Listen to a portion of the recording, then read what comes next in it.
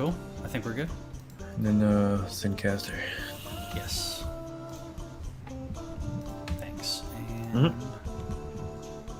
here we go. Oh, and your video's not on our WebEx. That's a good point.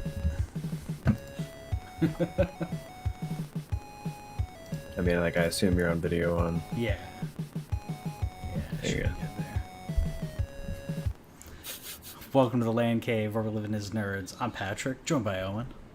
PlayStation Vita. What? I want a PS5 Vita. PS5 Sweeta. like Vita, but with a number 5. So it's a reverse play on the fact that the V is a Roman numeral for the PS5. I don't know. There you go. I get that. it took me a second to get there until you said Roman numeral, and then I was like, oh. PS5 for Vita. But I mean, the PS5. Wouldn't that be like Favita? Yeah, I know, but you'd pronounce it PS Vita. You know, like what's his name? Elon Musk's son. Is Kyle? But it's. I thought it was X. Well, is it X? I thought he said it pronounced it like Kyle, but it's like that. It's like a weird string of things. Anyways, welcome to the LANCave. We talk about gaming news, video games, random stuff. We rant about things too, or ramble about things. Either way, and it's been a heck of a week. It's been a good week. It's been a crazy week. All kinds of things, and we got a little bit of gaming news. Not too much, but a little bit. How's your week been? It's busy. You know, work is busy right now. It's a busy week. I've been getting off later in the day, so I've been keeping the gaming pretty chill. And what I ended up doing is I downloaded, I want to say it's around 20 games to my Vita. I loaded them up one night right before I was going to go to bed because the PSN on the Vita is awful. And so I let it run all night. I downloaded like 20 games. I've started a little playlist of just literally, I got, I think, all of these from PlayStation Plus.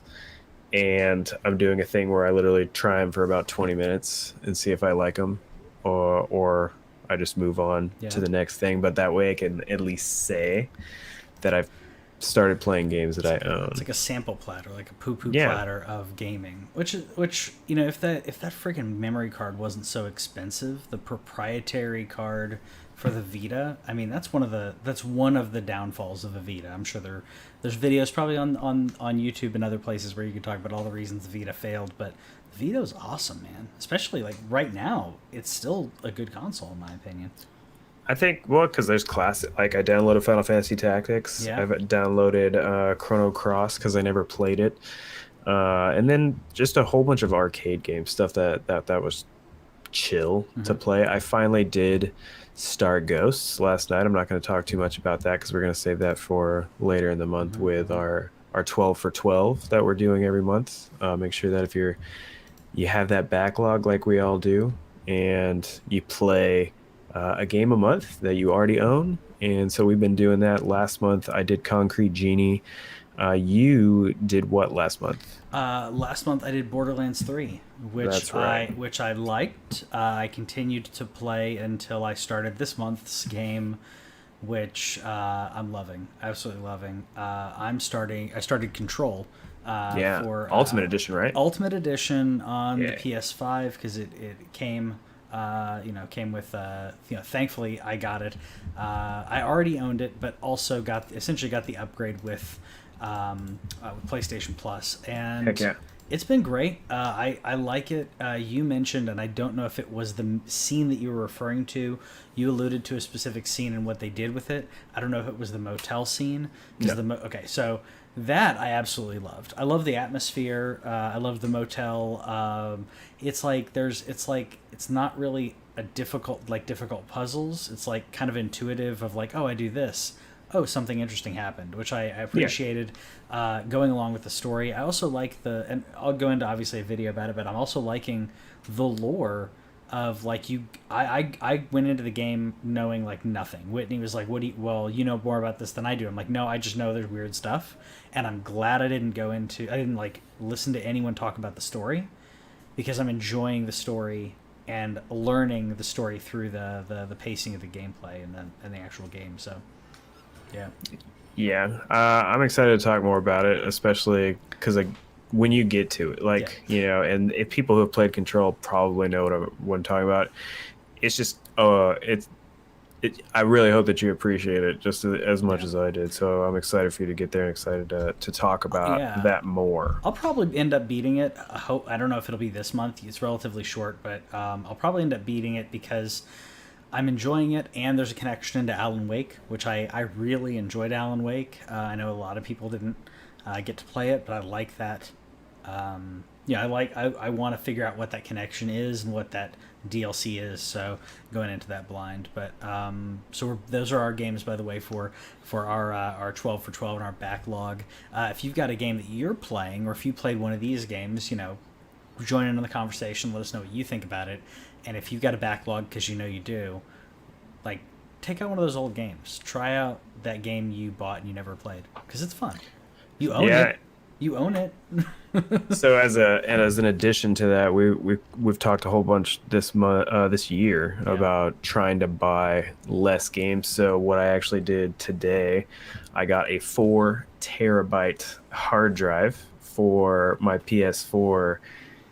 I'm going to download some games, and again, I'm going to do the same thing that I did on the Vita. So that's what inspired me doing it on the Vita. I own so many more PlayStation 4 games, not just from PlayStation Plus, but that I actually just paid for and never played. So I'm going to try and go through my library there, pick out all the stuff that I actually paid for or just really want to play, and try and encourage myself to be a little bit more frugal, maybe buy the big games, but stop buying every little thing that goes on sale.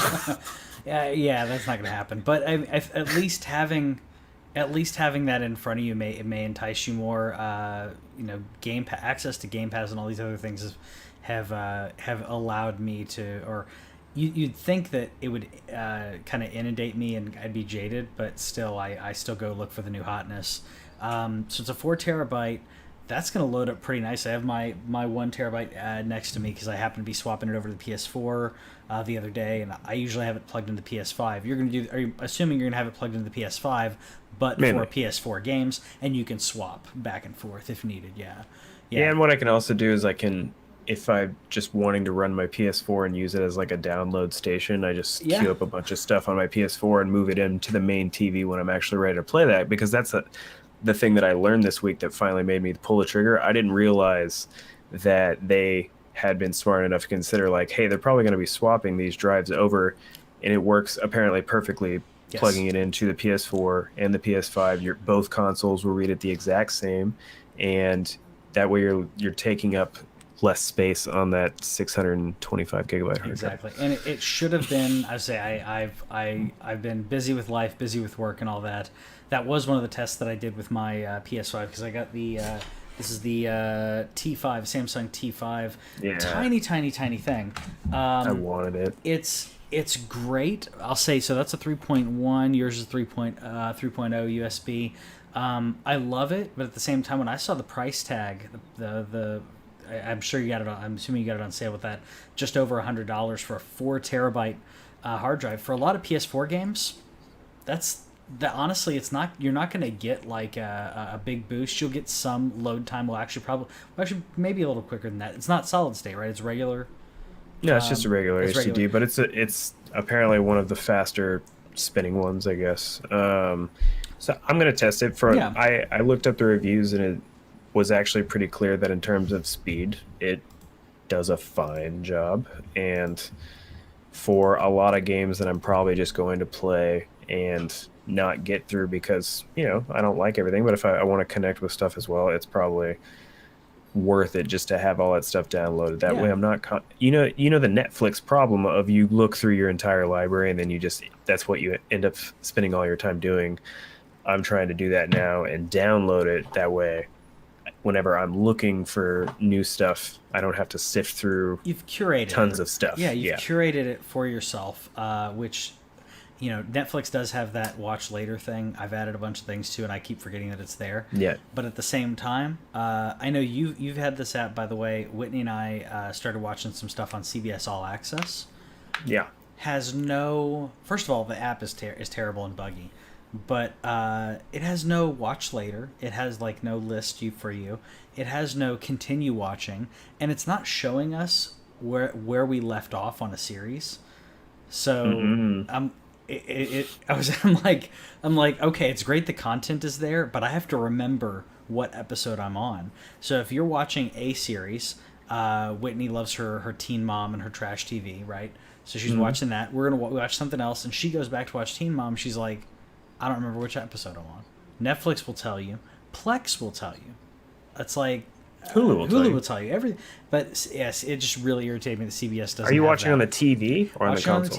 Watching on the TV. Is it better on the console, or maybe I should try? What's your TV? Samsung. It's a Samsung Smart TV. Try and download the app either on the PlayStation or the Series. Just see if it functions any better. That's a good point. Because I've heard a lot of positive feedback about people with Roku TVs where the PlayStation app and the PlayStation remote just tends to function faster, snappier than the Roku. So I've actually been considering trying it myself. Yeah. I just haven't been watching nearly as much TV lately. I throw on a little Hulu, and so I just haven't really thought about it. But maybe check out the CBS app on there, see if it works. Yeah, I'll have to check that out because I am planning on. There's some things on there I do that I do want to watch that.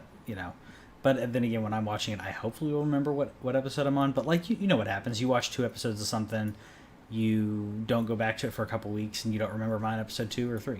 So I'll check it out on the app, see if that's any better. Excuse me.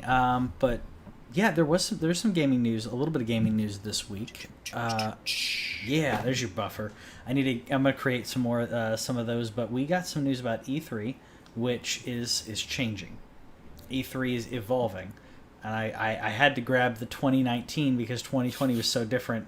I was like, we didn't have an E3 this year. Well, it was a E3. It wasn't really E3. Yeah. So I snagged Xboxes here. So E3 is evolving as they've talked, as they've essentially mentioned, and they're saying that they'll be giving us more information as in the coming weeks or as it gets closer. But the big thing is they're more than likely all digital at this point. I mean, that's essentially what they're getting at there. But even, what are we, 5 months out? 4 months out? They see that it's still a problem. They shouldn't have a convention. You shouldn't have a bunch of people all together. And I say that as someone who's 20 minutes away from where the Super Bowl just was. It's not the right time to do it, but my thing for the industry, I think this is rough because having that in person, it's a convention, but there's so much stuff that happens behind the scenes for devs, for publishers. There's courting that happens with indie developers, so it's so different going all digital. I feel like there's some not only the culture that we think of, but also behind the scenes stuff that happens that we like to latch on to. We like to figure out what's going on, but behind the scenes conversations between, like I said, between developers and publishers on trying to get a specific game tied in and stuff. So what do you think? First of all, it sucks. Yeah. As just a fan of the event, it's definitely been one of my favorite weeks of the year for several years. In addition to things like the Super Bowl, I like watching the World Series as well. But in terms of gaming, like E3 was it. So that really stinks. And honestly, I don't know what happens a year from now. Where are we going to be any closer to vaccinated, or is it another thing where just the physical type conventions continue not to happen? What is the point of E3 anymore? Because if everybody's figured it out, it took a pandemic to tell you, hey, all that crap that you went into the office for, you don't have to do it. Yeah, you can stay right at home and do all that stuff right there. And in terms of E3, It's ran by the ESA, Mm-hmm. and one of their sole things is that they put on E3. And if you, I assume that everybody listening knows, but if you didn't, you have to pay to be there. E3 is not just saying like, "Hey, Sony, come hang out at E3." Mm-hmm. No, E3 is paying thousands, if not millions, or Sony's paying millions of dollars probably for all that goes into the production all of it, Yeah. all that goes into every trailer of it, all the event stuff. I mean, you remember when they previewed God of War, they had a whole entire orchestra Yeah. playing the God of War theme. That stuff ain't cheap. And Yeah. so if they can do all that without paying the ESA anything, I think everybody's figured out that all they have to do is run from their own YouTube and Yep. Twitch channels. That PlayStation has gone live, Microsoft has gone live. Like I don't know how E3 keeps going. I think what we had last year, kind of with Keeley stepping in and kind of not, he didn't run all the events. He Yeah. didn't do that kind of thing, but what he was a PR firm for these events. He announced a ton of these events. He drew eyeballs to that, but still it was the the individual companies putting on their own events. So what's the point of E3 anymore? Yeah. I think that E3 obviously needs to evolve. That's kind of the whole point here. The point of E3, I would say, it can still be the Super Bowl for gaming, and that the event is amazing. The event of E3 is amazing, and if that event may need to change. But what's the takeaway after watching the Super Bowl? I get it. Like, I'd say people talk half about the game, and they talk half about the halftime show and the commercials. And if you take that analogy, the commercials and the halftime show are the new games that get announced, the new trailer for that new hotness that like we know is happening. The Nintendo doesn't buy into, but other companies are like, this is when we announce the new Assassin's Creed. This is when we announce whatever. The question is, what does the event become? The trailers are a huge thing in regards to announcements, but what is the event? I don't want it to turn into like an esports thing, but I do want there to be some reason to tune in other than to look at trailers afterwards, because that's what people do at the Super Bowl. It's like, if they're not watching the Super Bowl, I can watch all the commercials afterwards. If I'm not watching E3, I can watch all the game trailers afterwards. So why do I tune in? Why should I tune in to a PlayStation stream? Why should I tune into a Nintendo stream? They're going to have to do something that hooks us, that gets our attention, that is a reason to watch, the way Devolver does. But obviously Devolver does that for like 20 minutes. I mean, I don't think Sony or Microsoft or Nintendo have a problem pulling eyeballs when I don't think they have to do a daggum thing. Well, okay, I think if they said we're going to have a stream, yeah. we're going to have a stream. I mean, I guess hardcore people are going to tune in, but I still contend that E3 needs to pull in more than just those hardcore people who are going to watch, who are going to sit and wait for that. So I think that the event as a whole, also if they plan, like you mentioned, PlayStation stream, then Xbox stream, whatever, and you have a centralized place to watch it. That's one of the reasons that I liked about E3. You could watch E3 and it was all together. It was all like centralized. Yeah. And I feel like because it was centralized, but in where you could watch it, but because they're now remote, how do you keep that cohesiveness, even though you're not in the same auditorium, even though you're not in the same conference building, whatever, where you could have surprises, like certain people on stage that are surprises. How do you keep that mystique and keep that cohesion? I don't know, but I still think they need to give me something other than trailers. Why tune in? Like, what is the hook? Like you mentioned, is it live performances of songs? Like, I don't know. And you should. I mean, some surprises need to be there. I guess is what I'm getting at. I think that you do lose some of that mystique that you get. Like, not I don't think anything's ever really gonna like. I mean, not anything, but Yeah. one of the best intros of all time was that God of War intro. What was that? 2016 2016. E3. Yeah. Yeah. What a great year, by the way. And they came on with that, and that was fantastic. You obviously lose that, but I don't think that they're going to have a problem making me tune in unless the trailers suck. Like, that's the only like. But that's what I mean. Like, the trailers could suck, but you're still watching. You have to watch to know that the trailers suck. I mean, that's the thing though. It's just that we're gonna watch. We're gonna watch. We're gonna watch. There's no way that Sony doesn't do a live press conference or a live stream and we don't tune in. What I'm getting at is, like, how do you keep it to be an actual event and have there to be a reason that there is an E3 other than Nintendo, or Nintendo's basically done their own thing. They've been doing their own digital presentations separate from E3. So E3 is like, you can put something out there, but they announce large games outside of E3. So have you been arguing for E3 this entire time? Have I been arguing against you about E3? I've been arguing that I want E3 to continue. Okay. Maybe I wasn't clear enough. I want it to continue. I love E3. I'm saying that if it's going to continue this year and last year, they're a wash. It's a weird time to do anything. They're trying to figure it out. I hope it's good. Like I said, Nintendo and Devolver are going to be fine. The others, we don't know. What we're going to see, or they may try something experimental like PlayStation did a couple years ago.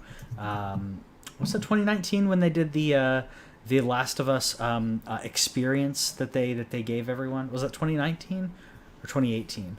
Which one? The PlayStation E3 where they took people from. Sony skipped 2019. Yeah, am I thinking of a different PlayStation event? Sorry, I was thinking of a PlayStation event where they did with Last of Us 2, where they had the audience in a room where they played a trailer and then took the audience out and they moved the audience. That was 2018. I want to say that was 2018. Yeah, so I mean, obviously that's something you can't do. And Sony may try something different. But what I'm saying is, in the long run, other than the fact that they're doing it, why have the event be once a year? Why have people be interested in an event that is a Super Bowl of gaming, other than the historic thing, and other than hardcore gamers and people like us that are going to tune in no matter what? Even if it's terrible, we're going to tune in and watch that train wreck every year. If it becomes worse and worse, it's like watching WrestleMania. Like, there are people who go watch WrestleMania every year, or Royal Rumble, and be like, this is terrible, but they'll watch it because it's the event. Why? So the event may continue. I love this. I love the reference to Ziggy here, by the way. But what I'm saying is, I want it to continue. I'm saying I want them to make the right plans to give a reason for people to continue to watch it, because I want it to continue, and it's going to take more than people like us, in my opinion, to keep it to be a thing. Otherwise, you can splinter off and do your own thing. That's what I'm saying. See, the thing that I thought that you were talking about. That I wanted it to die? What does Sony have to do to get me to watch? And I was like, Sony doesn't have to do anything. They just have to press play. Yeah, that's true. Well, no. What I mean is E3. You're talking about E3 has to have some kind of event. E3 has to be something other than Sony's going to do something. Like, the fact, I mean, Sony has multiple pressers throughout the year that I'll tune into and watch, but it's not the one that everyone will tune into. And E3 as a whole has been that central connection. It's a conference started as an industry conference, just for the industry people to, like, hey, look at the cool thing that I'm doing, and then it became something that it became bigger. And I guess it's a little bit out column A, column B. I want it to continue. I'm just saying I think it needs something. It needs a reason to continue. Another thing that needs a reason to continue, which we'll see what happens on that, is Stadia. So, yeah, don't know why the video's not playing. What? Oh well. So Stadia, the video should playing Stadia. I'm not playing. Yeah, why am I not? I have a couple friends of mine who love playing Stadia, but the writing is been on the wall. Slowly, this may become one of the next things for Google to can. We talked about, I think a couple weeks ago, Stadia shutting down their internal studios that were producing games, producing exclusive games. Not to say Stadia is completely going away, but it's looking more and more like that. Their support has been rubbish from the developers trying to get games onto Stadia, from people trying to being locked out of their Stadia account. And I forgot to grab the screenshots from this, but like people being locked out of their Stadia account, so the game that they spent money on, maybe a new game they spent money on, they can't play. Games you put in 100+ hours on, not having access to that again. Think of someone who puts in 200 hours into an Animal Crossing or 200 hours into The Witcher or Skyrim, and then all of a sudden you can't access it. You own it. Well, in Stadia you own it, but you're playing off their servers, and if something happens to your account, it's locked. It's rough, and if they can't handle... My question is, do you think that they're purposely just letting it die at this point? Oh, it's gonna die. It's gonna die. Do you think Google's just like, let it happen? Don't worry about it. I mean, you're talking about just one of the richest companies in the world. Yeah. They just don't care. It's similar to it's similar but different. But to Microsoft saying, we're just gonna buy ZeniMax, guys. Cool. Here's $8 billion. Yeah. And while it does have to work out for them, it really doesn't have to. It really doesn't matter to them. They literally threw $8 billion at a company just to be like, sure, Stadia with Google. I think they were like, okay, let's see if we do it. Oh, we got it wrong. Okay. Whoops. I think that, and it's also a difference where Xbox, like you said, Xbox doing that with ZeniMax, and the money Microsoft has been purposely pouring into studios like that and making advancements in regards to xCloud and others. They're spending so much money, but with the idea of we'll make it up in X amount of years, right? It's not sure. I'm going to throw $5 billion, or was it $4 billion for ZeniMax? $8 billion. 7. Okay, I can remember say 8. So $8 billion. They didn't look at that and say, we'll make it up next quarter. That's a long play. We all know that. That's a long play. And Google, I feel like Google doesn't want to do the long play. They got the money to do it, but I feel like they dipped their toes in the water and they're like, I don't know. It was too ambitious, and Xbox being like right behind them with xCloud, which I still think xCloud is going to overtake anything that Stadia would have been. It's a sad position to be in, and it's sad to me for those who love the service, because it's not a service you can take with you, like buying the Ouya console or Dreamcast. Like, there are people who still love those consoles, and you can take them with you. You can still play these consoles. Like the Vita right here. Buying a used console and being able to do something like that, I think is cool, and you can't do that with and then Stadia. Just a whole bunch of Stadia is only online. So I'm just kind of dancing around the fact that it's only online, and as soon as they decide it's over for everyone who bought into the ecosystem, and that's what makes me sad, especially with the price points, the expensive games. Where I mean, you and I are buying way too many games, even though we're trying not to. But PlayStation's got really good sales, and Stadia's like, hey, $5 off of Witcher 3, and I'm like, I don't want to pay that much. Honestly, if you're going to have online-only video gaming, to me it has to be a library of games. It has to be what xCloud is doing with Game Pass. There's no way you can ever convince me to buy a game on Stadia. I can't do that when Game Pass exists, and I have Game Pass Ultimate. Yeah.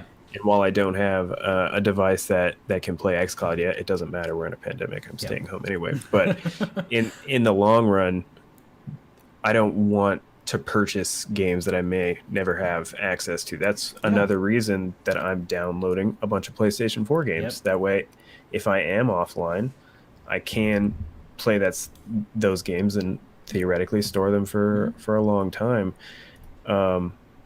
Stadia's It's going to die. It's going to die. Yeah, I mean, it's gonna die, and like I said, it's sad to me. But like you said, if Stadia was what XCloud has turned into, because when Stadia came out, XCloud hadn't launched. We didn't know the full details on Game Pass being linked to it. If Stadia had come out and said, "Hey, that Stadia Pro membership that you get also gives you access to X amount of games," right? And you have that Netflix of games, which is really what everyone was trying to get at.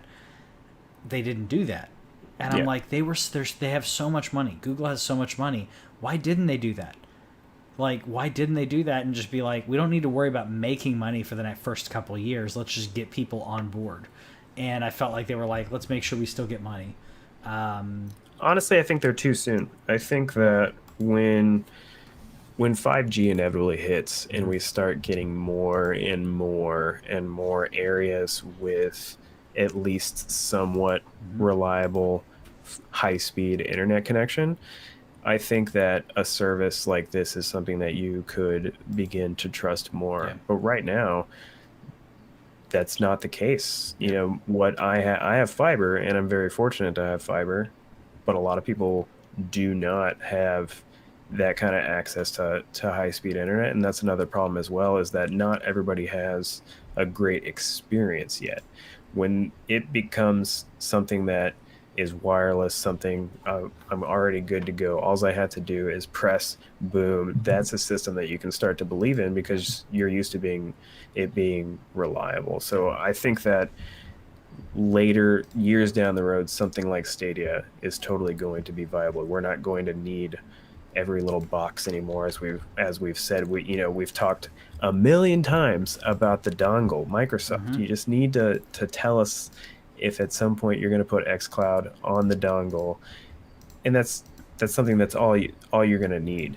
And I think that with Stadia, they have that with the Chromecast. That's the whole point. Exactly, it's just not reliable yet. And if I'll say this is the clock, Microsoft, I'm putting you on a clock on this. Microsoft, you have until the end of the pandemic to launch your X dongle, because seriously, if once people start traveling and you've already gotten everybody buying into Game Pass, you get people getting the Game Pass Ultimate, and then you have the X dongle, and it'd be because I can't take that seriously. I know, but that's why I say it. That's exactly why I say it.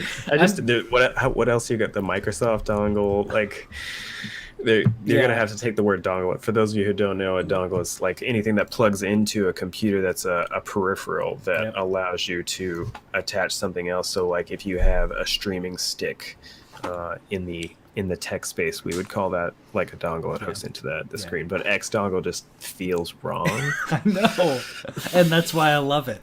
That's why I absolutely love it. There's a dongle right there. X gonna give it to you. X gonna give it to you. Like, so I brought my Chromecast with me to Texas on this recent trip. I ended up not using it, but I started bringing things like it was either my Chromecast or I'd bring a Fire Stick, and I'd bring that with me when I travel, because I can pop that into if I'm in a hotel. Back before the pandemic, I would put it in the hotel. I would literally just plug it into the hotel TV, leave it there, and then I'd stream off that the entire stay.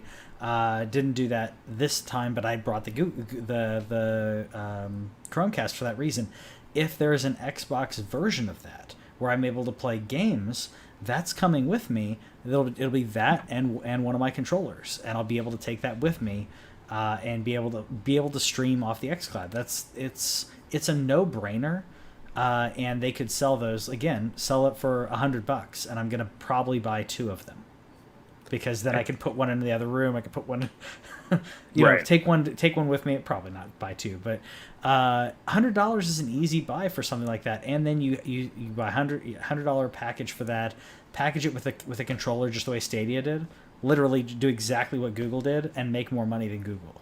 It's just because you have a library. Because you have a library. It's because they're like, you're giving us $10. Here's a library. I think to use xCloud, you do have to be an Ultimate, so that is $15.99 a month. So there is still that price tag to it. But sure, yeah, and that is something that you should always shop for sales in terms of membership. But if you're paying the $15 is what they're going for, but they're giving you access to, I think it's 200 or 300 games. Yeah.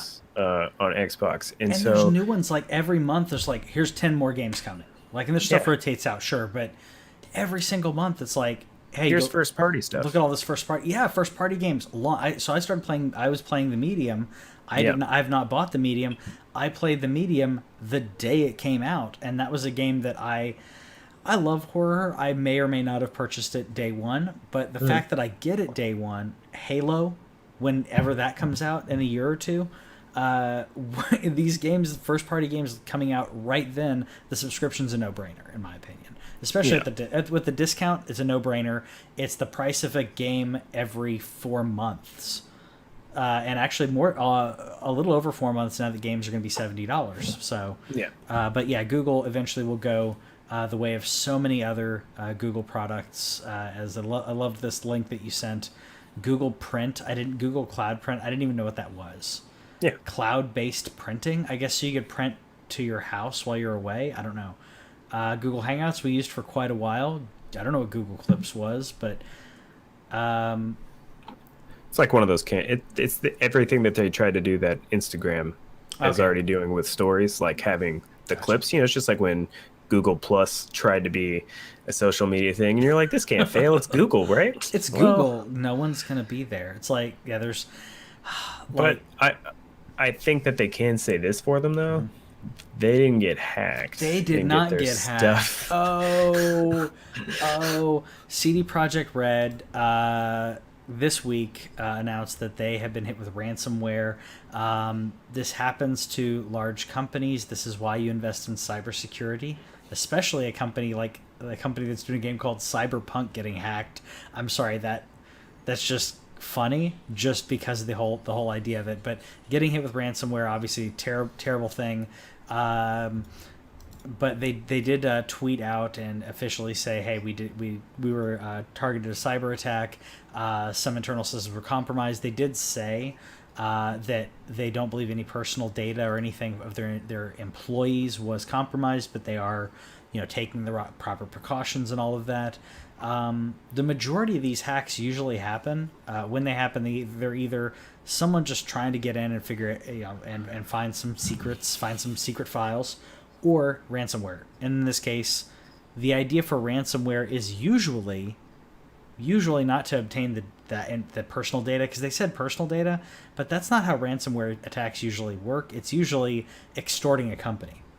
So that's why I thought it was kind of weird that they were like, your personal data wasn't compromised. Usually the idea behind ransomware is they get compromised and then they have to pay $1 million, $2 million, whatever it is.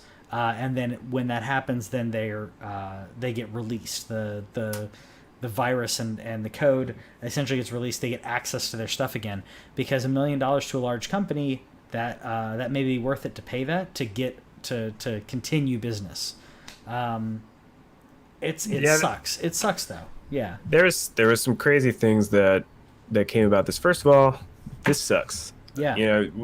All the stuff that we've said about Cyberpunk and all those bad decisions, those were bad decisions.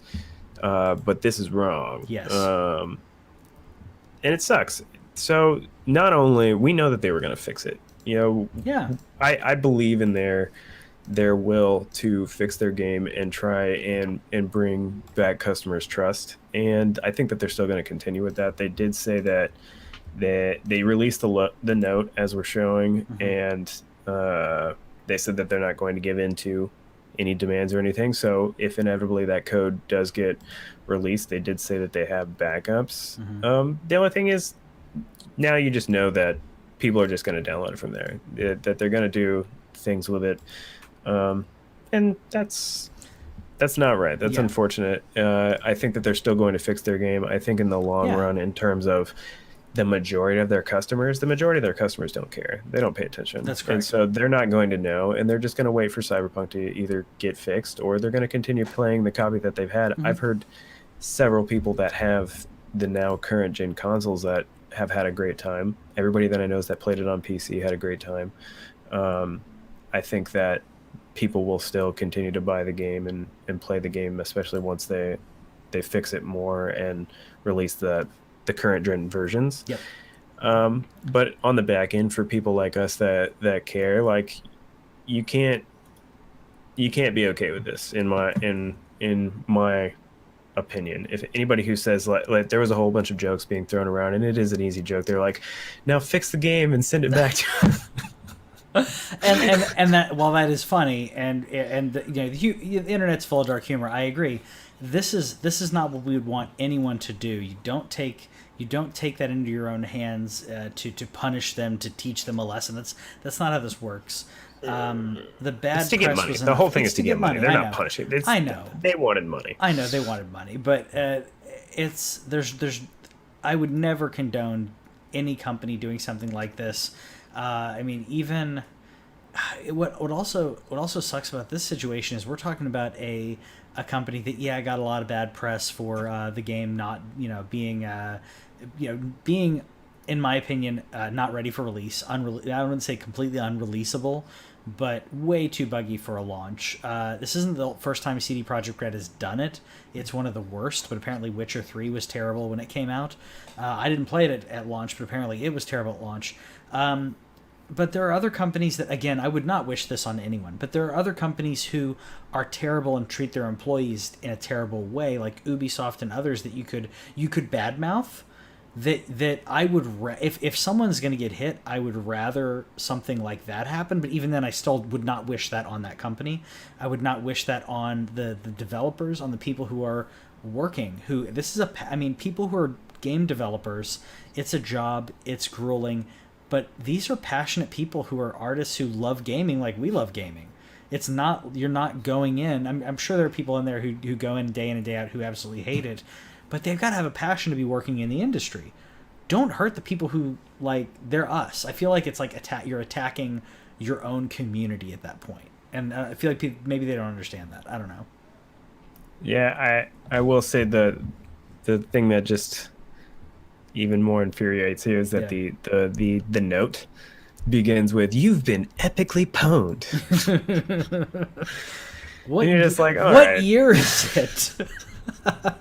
What year is it? Seriously. It's ridiculous. So again, wouldn't wish that on anybody. But speaking of what year, epically speaking of what year is it, I can go multiple segues here. What year is it that we're talking about Final Fantasy VII, or what year will we finally get more Final Fantasy VII? Whichever way you want to spin that. This weekend we hopefully will be getting more news about Final Fantasy VII. Remake is what I mean. The second part. We also we talked about this before, but there are additional trademarks that have been put out there. We don't know if that is referring to the remake, if that's referring to an offshoot, like a spin-off. Hopefully this weekend we're actually going to get some more information on this. At least the rumor has it, sorry, that we know we're going to get that, but also part of the rumor bit. I guess I should finish that story. There's a Final Fantasy VII concert that's happening this weekend, which apparently they're going to talk about the future of Final Fantasy VII remake, and the language used. Again, this is it's a translation, but the language used didn't sound like, they didn't straight up say the sequel. It's the future, so it makes people wonder with that news and the trademarks. Are we going to get Final Fantasy VII Remake Part 2, or are we going to get a Crisis Core-esque game, a remake of Crisis Core? So you played Final Fantasy VII Remake, and then you get Crisis Core so you can figure out who the heck Zack is, and then you play Final Fantasy VII Remake? So here's the problem of talking about this right now. So I'm going to give anybody listening a solid 30 seconds to say that I'm about to spoil Final Fantasy VII Remake. Come back in about 2 minutes. I won't spoil the game anymore. That is your warning. I'm going to just spoil the end of Final Fantasy VII Remake. Sure.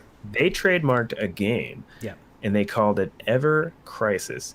So you can go look up the ending of Crisis Core. It was a PSP game that was a great chunk of lore in terms of Final Fantasy VII. What if, with the ending of Final Fantasy VII Remake, they broke the timeline? Yeah. They made it a meta in the game that they took the word remake literally, Yeah. and remade the Final Fantasy VII story. The universe. What if Ever Crisis is the remake Hmm. of Crisis Yeah. Core, and that game now changes, and we see how Zach got to that moment that we saw at the Yeah. end of Final Fantasy VII Remake, dude. How did he live? Because obviously the ending of Crisis Core would be different. And if they did that, what if they released in machete order? Like, so people, if you're not familiar with machete order, watching Star Wars as in episode 4, 5, then 1, 2, 3, then 6 is the machete order. So that way you get the reveal of Vader, who Vader is, then you watch Vader's story. What if they did that in Final Fantasy? So that's the next game. Isn't going to be the remake. The next game is Crisis Core. Ever Crisis. What if that's the next game?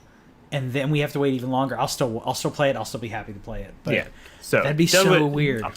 Done spoiling the game, but that's my theory on Ever Crisis. Yeah. It's some sort of supplemental game. I'm thinking like we had Final Fantasy VII Remake. I don't know how long it took you to beat it. It took me around 40 hours to get through the game. What if you're looking at like maybe a 10-hour experience? I think I would like that, as long as 10-hour experience I'd be happy with, as long as I'm not waiting an extended period of time to play Final Fantasy VII Remake. Like if they were like, hey, this is coming out in this holiday, and please look forward to Final Fantasy VII Remake to come out 2022, I'd be like, okay, I get something to hold me over. Okay. I get something to hold me over. And because I would love I want the game to come out and be good. I want it to be playable at launch, like we're talking about Cyberpunk. I want it to come out, be playable. I want it to be good. If it launches in December 2022, I will be sad that it took that long. But that's what is that, 2.5 years after? So 2.5 years. That's not terrible. That's not unreasonable. So maybe we get Ever Crisis December this year or November this year, and then we get Remake Part 2 the following holiday, which means I got to wait a little bit longer to see more Jesse, but I'll wait because I love it. And then there's the other chance that we don't get anything cool like that, and what we do get and while it would still be cool, it just wouldn't be on the level, is that Final Fantasy VII Remake's getting a PS5 update, is coming to Series X, is coming to PC. That's what I think we actually are going to find out at this concert. I don't think we're going to find out anything about this Ever Crisis. Yeah. That was just the dream a few minutes ago. Now I'm going to give you guys the reality. Yeah. They're going to announce the PS5 version. Dope. And it better be a free upgrade. Better be a free upgrade, yeah. It better be a free upgrade. If it's not, it just needs to be reasonably priced. I'll pay $10 to upgrade my version of the game. An upgrade fee, sure. I would totally do that. Yeah. The game already looked gorgeous, but if you recall, there was a lot of weird textures. The door in Sector 7 is famous among people who played the game because it looked so ugly. So updating those textures would be awesome, and then running in 60 FPS. Let's run the game in 60 FPS. You can give me the crappy textures on that stupid door if you give me 60 FPS, and that's it.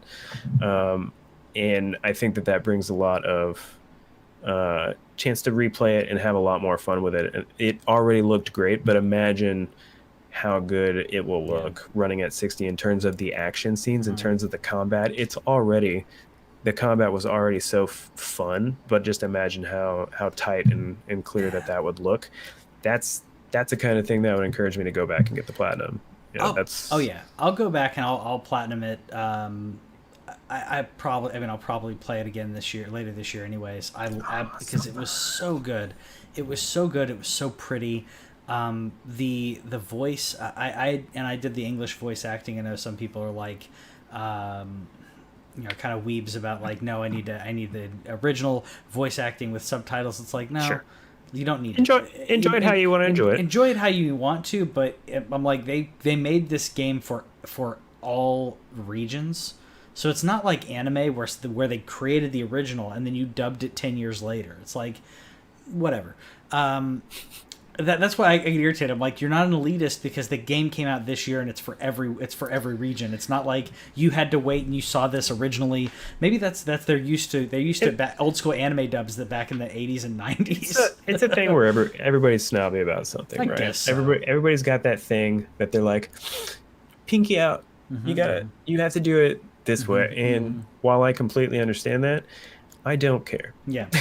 I'm gonna put my headphones on and I'm gonna enjoy the English because that's what I want to do. If the game maker wants to launch the game and have it be a Japanese soundtrack and have it have English subtitles, I would still play it. It's just they paid all these people to voice it in several different countries so that more people could easily enjoy this experience.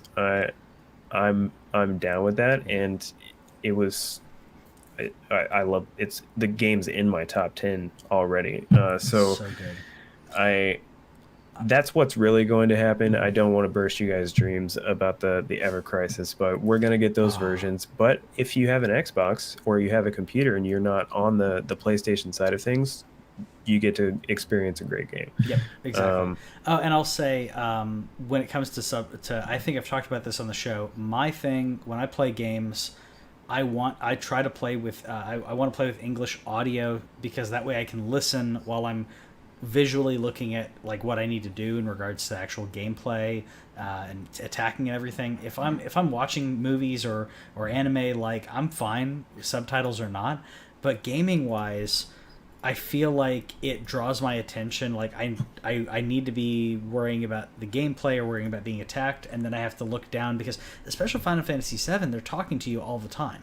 Your characters are constantly giving you audio and giving you dialogue, and I feel like if I do that with a dub, not with a dub, sorry, with subtitles, I have to literally like go over, read, and then my attention keeps going back and forth.